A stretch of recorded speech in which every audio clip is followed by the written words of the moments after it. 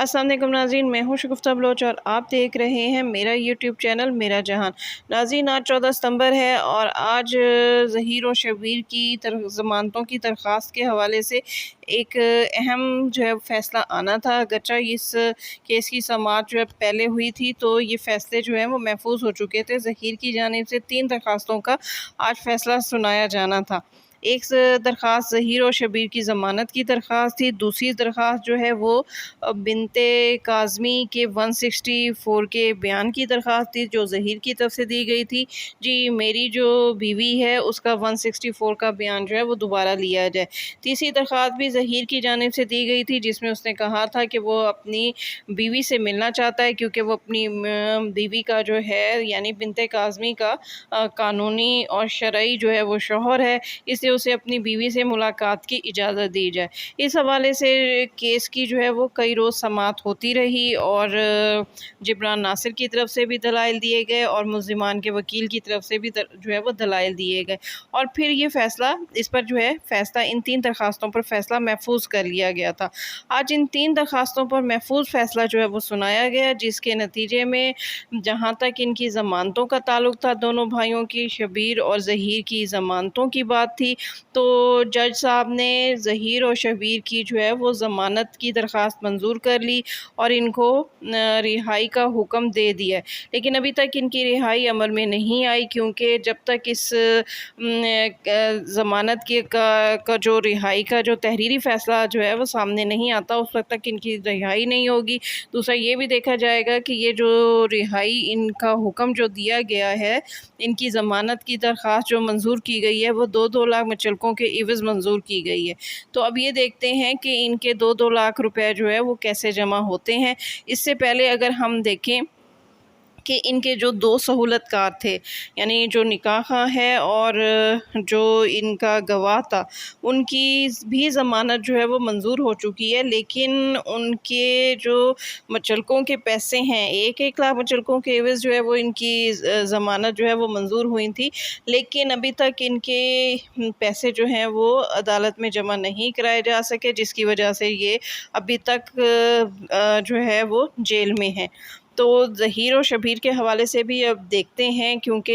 इनके हवाले से ये ख़बरें आ रही थी कि इनका बैंक बैलेंस जो है वो अब तक ख़त्म हो चुका है, यानी जो बैंक बैलेंस जो है वो बहुत ज़्यादा बढ़ गया था, और कहाँ से आया था ये पैसा, किसने दिया था और कौन लोग इनको सपोर्ट कर रहे थे, इन सब बातों से कतई नज़र, लेकिन इनके पास जो पैसा था उनकी भी इंक्वायरी का हुक्म दिया गया था और इनके बैंक अकाउंट्स भी सीज़ किए गए थे। लेकिन बाद में इनकी जो है दरख्वास्तों पर जो इन्होंने दरख्वास्तें दी, उसकी वजह से इनके बैंक अकाउंट्स जो है वो फिर खोल दिए गए, उनसे पाबंदी हटा ली गई। लेकिन एक इत्तलात ये भी है कि इनके बैंक में अब पैसे मौजूद नहीं हैं और ज़हीर के अकाउंट में कहते हैं कि इस वक्त सिर्फ 35,000 रुपया मौजूद है, और इनकी वालदा की तरफ से भी ये बात सामने आ चुकी है, जी हम फाइनेंशली बहुत क्राइसिस में हैं। अब देखना ये है कि इनके 2-2 लाख रुपए जो मुचलकों के एवज़ जमा करवाने हैं, ज़मानतों के एवज़ जमा करवाने हैं, वो कब जमा किए जाते हैं। अब आते हैं दूसरी 2 दरख्वास्तों की जानिब, कि ज़हीर की जानिब से एक दरख्वास्त दी गई थी कि मेरी बीवी का 164 का बयान लिया जाए, तो अदालत ने इसकी ज़हीर की इस दरख्वास्त को मुस्तरद कर दिया है, यानी अदालत ने ज़हीर को इस बात की इजाज़त नहीं दी कि उसकी बीवी का 164 का बयान लेने की ज़रूरत है। इसमें हम जो है, आप नाज़रीन, बहुत से लोग जो हैं बहुत दिल गिरफ्ता हैं, बहुत उदास हैं, और वो समझ रहे हैं कि ज़हीर और शब्बीर की जो है वो ज़मानत हो जाने की वजह से ये केस जो है फिर इनके हाथ से निकल जाएगा, बच्ची जो है वो फिर वालिदैन को नहीं मिल सकेगी और ये गैंग जो चाहता था वो उसमें कामयाब हो जाएगा। तो नाज़रीन को समझाने के लिए ज़रूरी है कि ज़मानतों से अभी इस केस के फ़ैसले पर कोई असर नहीं पड़ेगा। अभी ट्रायल कोर्ट में ये केस चल रहा है, अभी इसकी समाअत होनी है, अभी बहुत सी चीज़ें जो हैं, बहुत से इंकशाफात सामने आने हैं। अभी बिनते काज़मी की जो सबसे अहम चीज़ है वो इसकी MLO की दरख्वास्त है। अगर उसका MLO हो जाता है तो इस केस का रुख ही तब्दील हो जाएगा। तो अदालत का ज़हीर की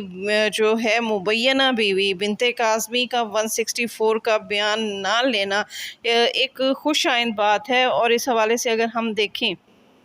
کہ شروع میں جو زارا کاظمی کا جو ہے 164 کا جو بیان لیا گیا تھا، تو وہ اس وقت لیا گیا تھا جب بچی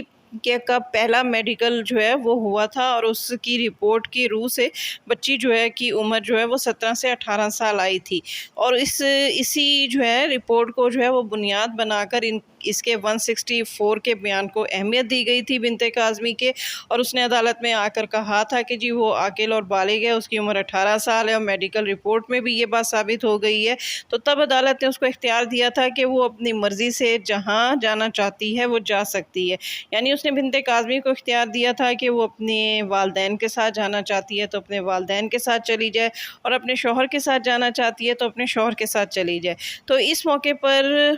زارا کاظمی جو ہے اس نے والدین کی بجائے اپنے شوہر کے ساتھ جانے کو ترجیح دی، اور اس نے کہا جی وہ اپنی مرضی سے جو ہے وہ اپنے گھر سے گئی ہے، اور اس نے اپنی مرضی سے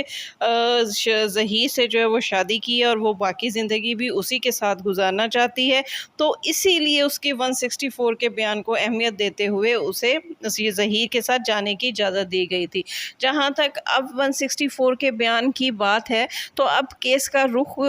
بہت حد تک تبدیل ہو چکا ہے، کیونکہ پہلے جب بنت کاظمی نے 164 کا بیان دیا تھا تو اس وقت تک کبھی چالان جمع نہیں ہوا تھا، لیکن اب نہ صرف 5.5 ماہ کے بعد جو ہے وہ چالان عدالت میں جمع ہو چکا ہے، بلکہ اس چالان میں بہت سی جو ہے اہم ڈیولپمنٹ ہو چکی ہیں۔ اس چالان میں باقاعدہ طور پر یہ بات جو ہے وہ ثابت ہوئی ہے کہ بنت کاظمی جو ہے اس کی عمر 18 سال نہیں ہے، اس کی عمر جو ہے وہ 14 سے 15 سال ہے، یعنی بچی بالغ نہیں ہے، بچی ابھی مائنر ہے، اور اگر بچی مائنر ہو تو اس کے 164 کے بیان کی کوئی اہمیت نہیں ہوتی۔ یہی وجہ ہے کہ عدالت نے آج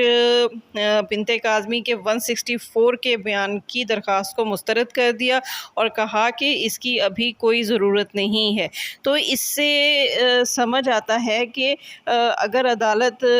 جو ہے 164 کا بیان نہیں لے رہی تو اس میں ملزمان کو عدالت جو ہے وہ کس نظر سے دیکھ رہی ہے۔ دوسری بات یہ ہے کہ جہاں تک ظہیر کی دوسری یا تیسری درخواست ہم کہیں کہ اس کی جو تیسری درخواست تھی جی وہ قانونی اور شرعی طور پر جو ہے وہ بنت کاظمی کا شوہر ہے تو اس کو اپنی بیوی سے ملاقات کی اجازت دی جائے، تو آج عدالت نے ظہیر کی یہ درخواست بھی مسترد کر دی، یعنی عدالت نے کہا کہ وہ اپنی بیوی سے نہیں مل سکتا۔ تو کیوں نہیں مل سکتا؟ لوگ جو ہیں جو دل گرفتہ ہیں ان کی ضمانتوں کے حوالے سے انہیں یہ بات سمجھنی چاہیے کہ یہ بہت بڑی ڈیولپمنٹ ہے، کہ اس کا مطلب ہے کہ عدالت اسے اس نظر سے دیکھ رہی ہے کہ وہ اس چالان میں بھی یہ بات ثابت ہو چکی ہے، اس چالان میں باقاعدہ یہ بات لکھی جا چکی ہے کہ مغویہ بچی کو جو اغوا کرنے والا بندہ ہے، جو شخص ہے، وہ ظہیر اور شبیر ہے، اور ذرائع سے یہ بات بھی سامنے آئی ہے کہ ظہیر کا جو بڑا بھائی ہے وہ اس بات کو ایڈمٹ کر چکا ہے جی وہ بچی کے اغوا میں باقاعدہ ملوث ہے، وہ بچی کو لینے اپنے بھائی کے ساتھ کراچی آیا تھا، اور یہ بھی کہا جاتا ہے کہ یہ جو 1.5 ہفتے جو ہیں ظہیر اور شبیر جیل میں رہے ہیں تو اس میں ظہیر نے کسی حد تک اس بات کو تسلیم کیا ہے جی وہ زارا کاظمی کو جو ہے وہ لاہور سے کراچی لینے آیا تھا، اور سفید رنگ کی کار میں بٹھا کر جو ہے وہ کراچی لے کر گیا تھا۔ تو اس میں اب جو چالان ہے اس میں یہ بات لکھی گئی ہے کہ بچی کو اغوا کرنے والا جو ہے وہ ظہیر اور شبیر ہے، اور بچی جو ہے وہ مائنر ہے، اور بچی کو جو ہے مبینہ طور پر اغوا کیا گیا ہے۔ تو اس حوالے سے وہ ظہیر کو جو ہے وہ ملزم سمجھتے ہوئے اس کا وکٹم سے ملنے کی اجازت نہیں دے سکتے۔ تو یہ ایک پلس پوائنٹ ہے، ہمیں اس کو جو ہے وہ دیکھنا چاہیے، اور ناظرین کو دل گرفتہ ہونے کی ضرورت نہیں ہے۔ انشاءاللہ اللہ تعالیٰ جو ہے وہ حق کا ساتھ دے گا، اور اس کیس کے حوالے سے اچھی خبریں بھی سننے کو ملیں گی۔ اس کے ساتھ ہی شگفتہ بلوچ کو اجازت دیجیے۔ میری ویڈیو پسند آئے تو اس کو لائک کیجیے، شیئر کیجیے، اور میرا چینل سبسکرائب کرنا ہرگز نہ بھولیے۔